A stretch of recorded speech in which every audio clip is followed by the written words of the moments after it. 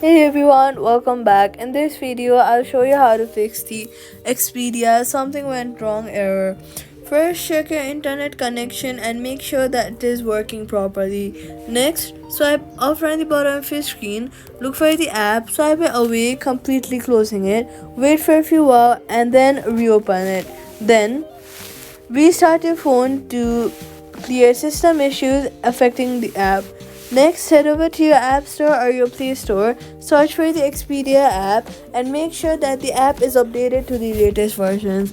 Login issues happen because you are using the outdated version of the app. Updating your app ensures you have all the latest files and bug fixes, so update your app. Next, if you're using a browser, clear cache and cookies, then reload the page.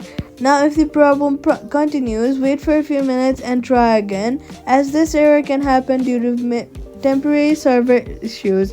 That's how you fix the Expedia something went wrong error. Do not forget to subscribe for more helpful guides.